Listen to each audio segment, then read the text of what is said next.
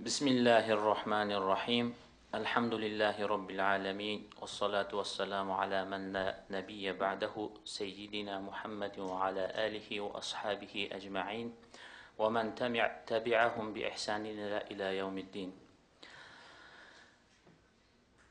Olamlarning Robbisi Alloh taologa hamd sanolar bo'lsin. Payg'ambarimiz Muhammad Mustafa sallallohu alayhi va sallamga salovat va durudlar bo'lsin. Assalomu alaykum va rahmatullohi va barakatuh. Muhtaram shayx hazratlari, aziz mehmonlar, anjumanimiz ishtirokchilari, ikki olam sarvari Habibimiz, Nabiyimiz, Rasulimiz Hazrati Muhammad Mustafa sallallohu alayhi va sallamning Mavludi shariflariga bag'ishlangan ilmiy ma'rifiy anjumanimizga xush kelibsiz. Rasululloh sallallohu alayhi va sallam insoniyat johiliyat botqog'iga botib, insonni haq-huquqlari poymol qilib turilgan bir paytda uni haqqini, uni mukarramligini e'lon qilib, tabaqachilikka barham qo'ydilar. Har bir insonni ikki dunyo saodati yo'lida ko'rsatmalar berdilar. Nabiy alayhissalom insoniyat oldida ana shu ulkan xizmatlari haqida Hoji Alambardor Jami masjidi imomi xatibi muhtaram Rahmberdi domla so'zlab beradilar. Marhamat domla. Bismillahirrohmanirrohim. Alhamdulillah. Assalatu vassalamu ala rasulilloh. Amma ba'd. Assalomu alaykum shayx hazratlari, muhtaram ustozlar, anjuman ishtirokchilari.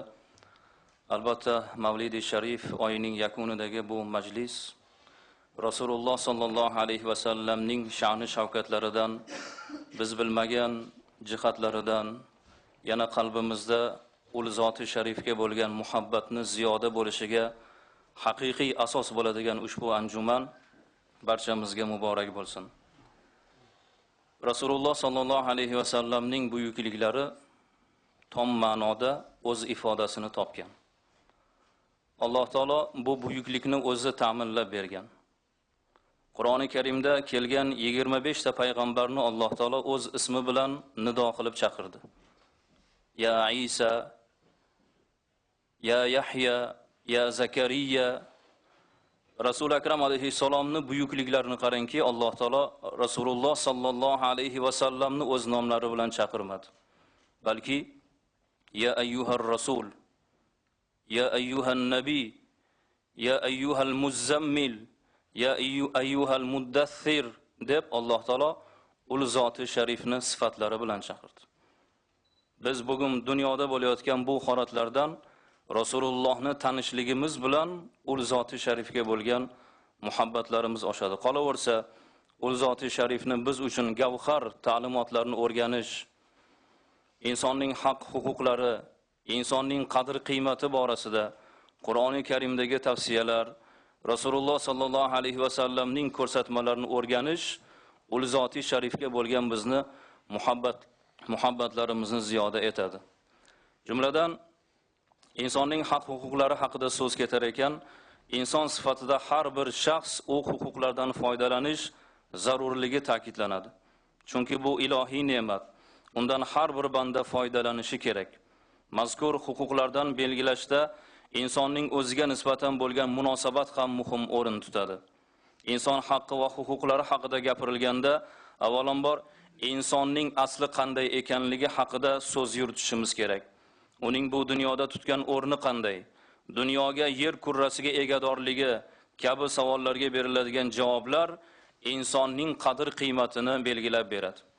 Albatta inson qadr qiymatini belgilashda dinimizning ta'limotlari katta ahamiyatga ega.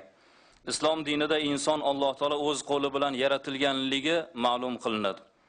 Alloh taolo o'z ruhidan jon puflaganligi, yer yuzida o'zining o'rinbosari qilib qo'yganligi, oliyjanob bir zot ekanligi insoniyatni qadr qiymatini ta'minlab beradi.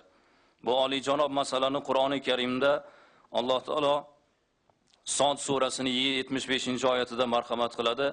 Ey iblis, o'z qo'lim bilan yaratgan narsaga sajda qilishdan seni nima man qildi? Mutakabbirlik qildingmi yoki oliy darajaliklardan bo'ldingmi deb Alloh taolo iblis alayhi la'naga marhamat qiladi. Alloh taolo insonni ulug'lab unga farishtalarni sajda qilishga buyurdi. Insonga sajda qilmagan iblisni esa itob etib o'z dargohidan quvdi. Demak, inson Alloh taolo tomonidan yaratilgan narsalarning gultoji, dunyodagi boshqa barcha mavjudotlarni esa Alloh taolo insonning xizmati uchun, insonni ko'rkam hayot kechirishi uchun yaratdi. Binobarin insoniy huquqlarni poymol qiluvchilar bizni dinimiz ta'limoti bo'yicha Allohning amriga qarshi chiqqan bo'ladilar. Islom ta'limotlarining barchasi, shariat ahkomlarini hammasi insonning haqqi masalasiga bog'liq desak, mubolag'a bo'lmaydi. Bu masalani to'liq anglash uchun shariat maqsadlarining nimaligini bilishimiz kerak. Muqaddas dinimiz, Rasululloh sallallohu alayhi va sallam keltirgan shariat avvalo insonning 5 unsurini himoya qilishga chaqiradi. Dinni, jonni, aqlni, naslni va molni. Payg'ambar alayhissalom Parvardigor olam bashariyatni nimaga buyurgan bo'lsa, mana shu 5 narsani asrash uchun buyurgan va nimadan qaytargan bo'lsa, mana shu 5 narsani muhofazasi uchun qaytargan. Bugungi kundagi inson huquqlari haqida so'z ketar ekan, albatta bizni ta'limotimiz, ko'rsatmalar va qaytariqlar mana shu 5 mazkur narsa atrofida aylanadi. Faqat islom dinigina insonning haqqi, huquqini go'zal tarzda belgilab bergan. Hurriyatining haqqi, e'tiqod haqqi, fikr haqqi, so'z erkinligining haqqi, ta'lim olish haqqi, ilmiy bahs haqqi, mulkchilik haqqi, ishlash, kasb-kor qilishlik haqqi, mol mulk daxlsizligining haqqi, ijtimoiy ta'minot haqqi, shaxs daxlsizligi haqqi, xohlagan joyda yashash va boshpana so'rash haqqi, oila qurish va unga tegishli haqlar haqida dinimiz ko'rsatmalarida go'zal tarzda ta'limotlar kelgan. Insonning haqlari islom shariatida oliy darajalardan biri sanalgan. Bu haqlar banda haqqi deb yuritiladi. Insonning haqlari umumiy ma'noda 4 qismga bo'linadi. Avvalo, birinchi, faqat Allohga oid bo'lgan haqlar. Unda bandaning aloqasi bo'lmagan haqlar. Bular jamiyatning foydasi ko'zlangan haqlardir. Zino, ichkilik jazolari, iymon, namoz, zakot, soliq, xiroj va boshqa haqlar kabi. Bu haqlardan voz kechish yoki bularni kechirish bandaning haqqi bo'lmaydi, balki Allohning haqqidir. Ikkinchisi, faqat bandaga oid haqlar. Bular shaxsiyatga tegishli haqlar. Kishining bergan qarzlari, xun to'lovlari, talofat bo'lgan mulkni evazini to'lash, bu turdagi haqlar muayyan kishiga oid bo'lganligi uchun xohlasa bulardan voz kechishi mumkin, chunki inson o'ziga oid haqlarda xohlagan tarzda ixtiyorga ega bo'ladi. Uchinchisi, Allohning haqqi va bandaning haqqi birga jam bo'lgan haqlar.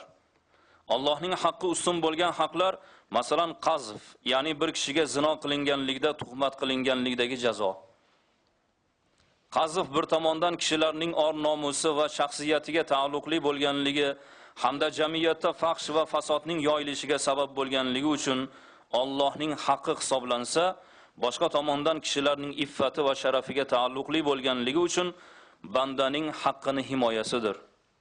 Ammo bu o'rinda Alloh taolo haqqi bandaning haqqidan ustun kelganligini aytib o'tishligimiz kerak bo'ladi. To'rtinchisi, ikkala haq jamlangan va bandaning haqqi ustun bo'lgan haqlar. Masalan, qasddan qotillik qilgan kishidan qasos olishga bo'lgan o'xshash haqlar. Bu jazo bir jihatdan inson hayotini muhofaza qilish, jamiyatga osoyishtalikni saqlashga qaratilgan umumiy masala.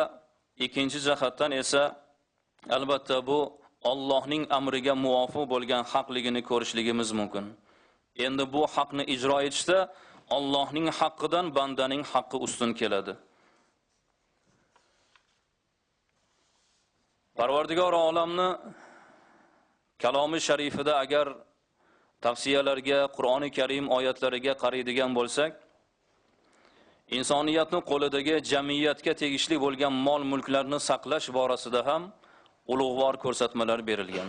Jumladan Alloh taolo Baqara surasida marhamat qiladi: bir-birlaringizni, mollaringizni botil yo'l bilan yemang. Bilib turib odamlarning mollaridan bir qismini yeyishingiz uchun hokimlarga gunohkorona tashlamang deb Alloh taolo molni saqlash borasidagi o'zining ko'rsatmalarini bermoqda. Yoki Shuara surasida odamlarning narsalarini kamaytirib bermang, yer yuzida buzg'unchilik qilmang deb Alloh taolo marhamat qiladi. Tarozidan, o'lchovdan, litridan, kilosidan urmaslik borasida hattoki Alloh taolo butun bir surani Mutaffifin surasi deb atab, bu borada mol mulkni saqlash borasida Alloh taolo o'zi ko'rsatmalar bermoqda. O'g'irlik qilish, talon-taroj qilish, aldash, yolg'on guvohlik berish kabi ishlar molga talofat yetkazish uchun qo'yilgan cheklov deb ko'rishligimiz mumkin bo'ladi. Imom Rabboniy hazratlari o'zlarining maktubot kitoblarida shunday deydilar: bir kishi payg'ambarlarning ibodatini qilsa-yu, ammo zimmasida bir kishining bir dirham bo'lsa-da haqqi qolgan bo'lsa, bu haqni ado etilmagancha Alloh taolo u odamni jannatga kirgizmaydi deb marhamat qiladilar. Durul Muxtorda shunday keltiriladiki, qiyomat kuni haq egasi haqqidan voz kechmasa, bir danak miqdorida agar haqqi qolgan bo'lsa, Alloh taolo jamoat bilan o'qigan 700 vaqt namozini undan olinib haq egasiga beriladi deb marhamat qilinadi. Demak, bu tavsiyalar albatta insonparvar ko'rsatmalar ekanligiga guvoh bo'lamiz. Rasul akram sallallohu alayhi va sallam Hazrati Abu Hurayra radhiyallohu anhu dan rivoyat qiladilar.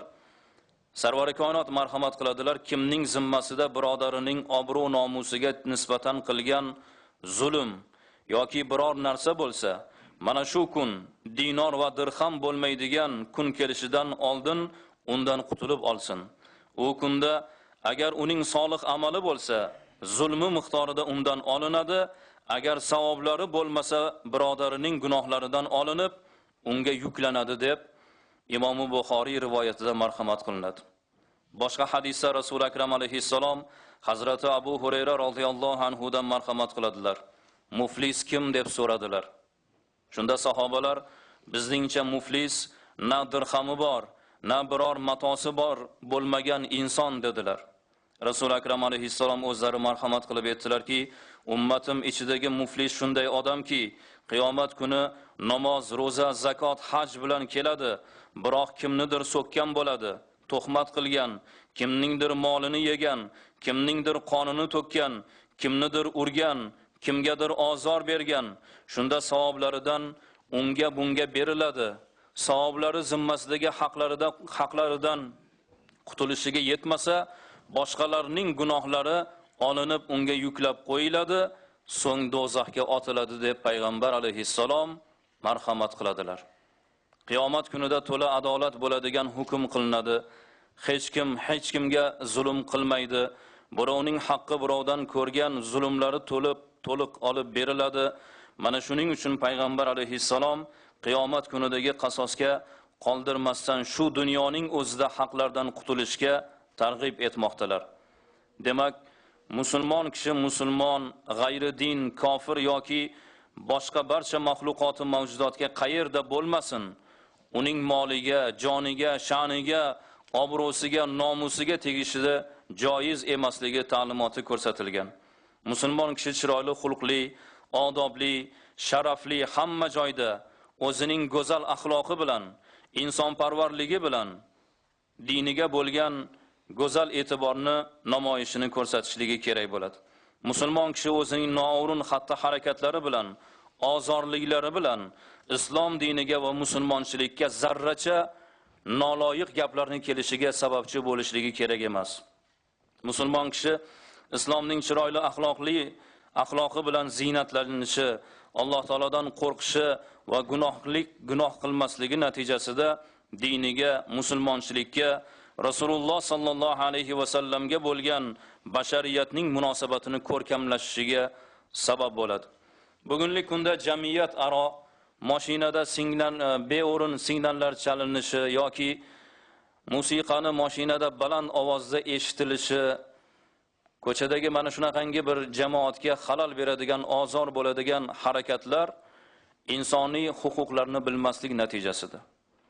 Yoki bir insonni bir davrada g'iybat bo'lishligi, unga tuhmat bo'lishligi, bir inson haqida yomon fikrlarning sodir bo'lishi, yomon fikrda insonga nisbatan tashxis qo'yilishligi albatta dinimizdagi insoniy haq-huquqlarni bilmasligimizdan mana shu narsalar sodir bo'ladi. Odam savdosi kabi bugungi global muammolar. Musulmonlar boshlamagan bu ishni. Afrikada 180 million odamni qul qilmagan musulmonlar. Avstraliyadagi 14 million aborigenlarni musulmonlar o'ldirmagan. Tarixda, islom tarixida bo'lgan barcha yurishlar, g'azovotlarda ham, hattoki g'azotlarda ham insonparvarlik g'oyalari namoyon bo'lganligini ko'rishligimiz mumkin. Islom tarixida yagona Amir Temur askarlari safida ko'chma masjid yurganligi bizni quvontiradi. Bu albatta o'sha askarlar safida ham ularni diniy ehtiyojligini ta'minlash borasidagi harakat sifatida ko'rishligimiz mumkin. Islom tarixida Amir Temur hazratlari birinchi navbatda Damashqda 3 kunlik islom konferensiyasini o'tkazgan ekanlar. Qur'oni Karim mavzusida ishg'ol qilingan joydagi ulamolarni chorlab o'sha yerda islom konferensiyasini o'tkazishliklari bu insonparvarlik, insonning haq-huquqlarini namoyon etganliklarini albatta biz davlatchiligimiz, qadim tarixdagi davlatchiligimizda ham ko'rishligimiz mumkin. Albatta bugun mana shunday tadbirlarni bo'lishligi jami masjidlarimizda albatta mana shunday ustozlar, ulamolar davrasida Rasululloh sallallohu alayhi va sallamning sha'ni shavkatlari, u kishini bizga qoldirgan go'zal ta'limotlari haqida anjumanlar, bu kabi suhbatlar xalqimizni, musulmonlarimizni Rasululloh sallallohu alayhi va sallamga bo'lgan muhabbatlarini, u zoti sharifni buyukliklarini yana ham namoyishi bo'lishligini ko'rishligimiz mumkin bo'ladi. Vassalomu alaykum va rahmatullohi va barakatuh.